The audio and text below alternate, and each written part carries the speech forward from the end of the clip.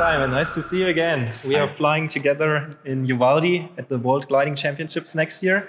And you have here something new to present for schempp-hirth. Yes, nice to meet you here. So I'm looking forward to fly with you in Uvalde with our new Ventus E.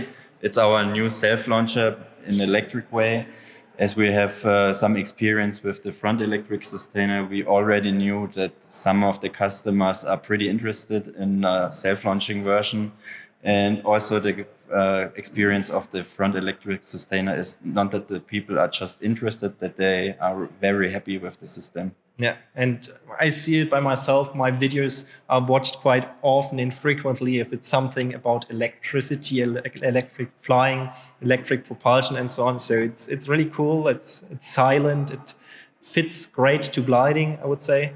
And yes. That's great that you have here a new system. So then let's have a look inside the cockpit. So that's the small fuselage. Yeah, it's our sport fuselage, and we've wanted to first implement our electric system in the small fuselage to have the full competition glider in a self-launching version.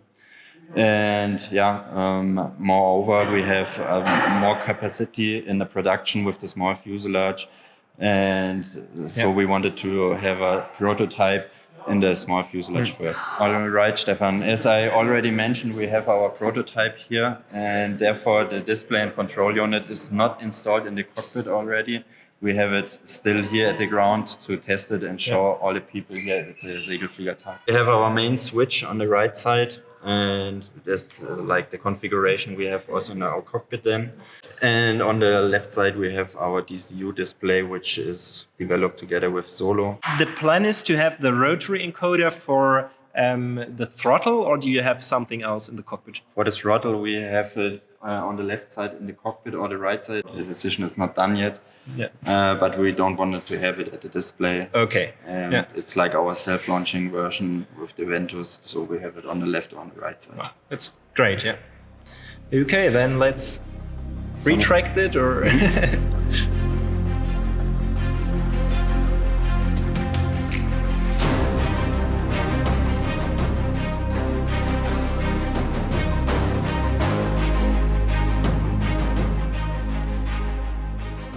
So as I can see here, you have the batteries in the fuselage, not in the wing. Yes, it was a tough decision, but we wanted to have a glider which is really like the original one. When you don't have the infrastructure at the airfield, you can remove the batteries and take it home and charge them.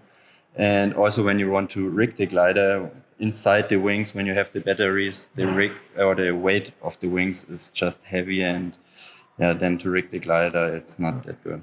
But then the next question is, will you be allowed with this glider to make a self-launch with 600 kilograms? As far as now, we are not 100% sure if we can take off with 600 kilos with 2 batteries, but for sure with 1 battery as a turbo. Okay. We know we can fly with maximum takeoff weight. So you can also fly with 1 battery in a competition to have less wing loading, for example. Yeah, that's very great. Yeah, it's cool. And the prop looks also quite big. Yes, our goal was to have the biggest propeller as possible, because the longer the propeller, the less noise you have. And perhaps even more efficiency. Yeah. Exactly.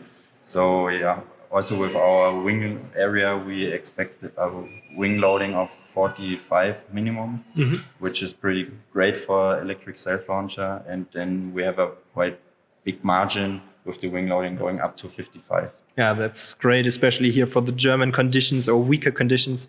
Then you want to have a little bit of...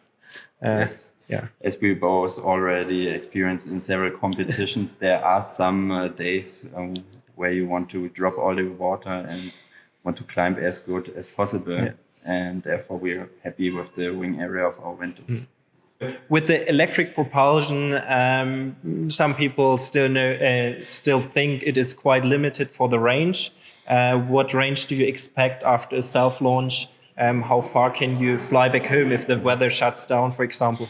So with the batteries, we expect a start altitude of 600 meters, and furthermore, when the thermals are over, we have a capacity of 1,800 meters to climb. Okay. And in this time, you have some, or you can gain some distance also. Yeah. But this prototype is only let's say a mock-up, or it will fly later, but you did not make the first flight with this setup here. This is our prototype, but it was not in the air yet. Okay. We expect the first flight in March or in February, so next year. Okay. It's a great concept, a great idea to have this slightly larger wing area here with the pretty lightweight glider. So you think 390 to 400 kilograms empty weight. And then, especially for the weaker conditions, I think it's a perfect system. And what I always want to know, if you have some luggage space in the cockpit or somewhere else here, so you can have your sleeping bag with you if you want to travel by glider and so on. I think the concept is okay. There is some space. Of course, it's not as good as an LS3 or ASG29 without an engine. But yeah, perhaps you find here some more space, or I don't know, or you need to be creative and go into the hotel. As we already mentioned in the beginning, it's the competition glider in a self-launching version. We expect the performance fuselage, so the slightly bigger one, also with the electric self-launcher in some years. We don't know yet. But then we have much more space, and also for cross-country flights. Also, the travel by glider is then a lot easier with the compartment and the performance fuselage. Yeah, very cool. Thank you so much, Simon. And then let's have a look how you close it and open it again.